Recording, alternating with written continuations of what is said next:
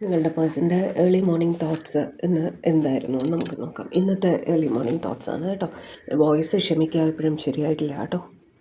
Lovers, wow, 4 of Cups, Page of Swords, Emperor, Hermit, 9 of Cups, 2 of Pentacles, 7 of Wands, the Empress. Okay, mixed emotions ആയിട്ടാണ് കാണുന്നത് കേട്ടോ, mixed thoughts ആയിട്ട് കേട്ടോ. ആദ്യമായിട്ട് നിങ്ങളെക്കുറിച്ച്, നിങ്ങളുടെ രൂപം, നിങ്ങളുടെ മുഖം തന്നെയാണ് അവരുടെ മനസ്സിൽ പ്രബലമായിട്ട് വന്നത്. ഉണർന്ന് എണീറ്റ പാടെ നമ്മൾ ആരെക്കുറിച്ചാണോ ചിന്തിക്കുന്നത് അവർ നമ്മളുടെ ജീവിതത്തിൽ നിന്നും മാറ്റിവെക്കാൻ പറ്റാത്തൊരു വ്യക്തിയായിരിക്കും കേട്ടോ. അപ്പോൾ അതുപോലെ നിങ്ങളുടെ മുഖം തന്നെയാണ്, നിങ്ങളുടെ ശബ്ദം, നിങ്ങളുടെ മുഖം, നിങ്ങളുടെ കണ്ണുകൾ, അതൊക്കെ ഓർത്തുകൊണ്ടാണ് അവർ എണീറ്റത്. ഒരുപാട് സ്നേഹം ഫീൽ ചെയ്തിട്ടുണ്ടായിരുന്നു. നിങ്ങളുടെ ഇതൊരു പാസ്റ്റ് ലൈഫ് കണക്ഷനാണ് എന്നവർക്ക് തോന്നാറുണ്ട് കേട്ടോ. വല്ലാതെ മിസ് ചെയ്തു അടുത്ത് കാണാൻ. രാവിലെ എണീറ്റ ഉടനെ നമ്മൾ സ്നേഹിക്കുന്ന വ്യക്തിയെ നമ്മൾ മിസ് ചെയ്യുമല്ലോ. നിങ്ങളടുത്തുണ്ടായിരുന്നെങ്കിൽ എന്നൊരു ഫീലിംഗ് വരില്ലേ? അങ്ങനെ ഉടനെ തന്നെ മൊബൈൽ എടുത്ത് നോക്കിയിട്ടുണ്ട്. നിങ്ങളുടെ പിക്ചർ ആയിരിക്കാം, നിങ്ങളുടെ മെസ്സേജസ് ആയിരിക്കാം.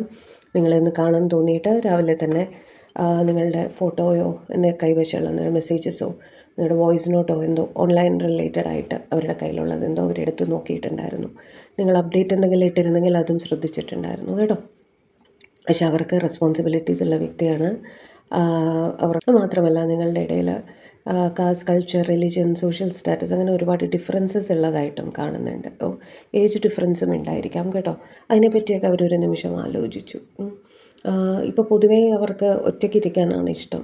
ആൾക്കാരിൽ നിന്നും മാറി, അല്ലെങ്കിൽ ആൾക്കൂട്ടത്തിൽ ഇരിക്കുമ്പോൾ തന്നെ, ചുറ്റും ആൾക്കാരുള്ളപ്പോൾ തന്നെ അവരവരുടേതായ ലോകത്തിൽ ഇങ്ങനെ ചിന്തിച്ചിരിക്കുന്ന ഒരവസ്ഥയിലാണ് അവർ. ഓക്കെ, അപ്പം അതേ ഒരു അവസ്ഥയാണ്. ഇങ്ങനെ കിടന്നിങ്ങനെ ലോസ്റ്റായിട്ട് ചിന്തിച്ചുകൊണ്ടിരിക്കില്ലേ, കാണുന്നവർക്ക് മനസ്സിലാവും ഇവരേതോ ചിന്തകളിൽ മുഴുകിയിരിക്കുകയാണെന്ന്. ആ ഒരു രീതിയായിരുന്നു രാവിലെ തന്നെ.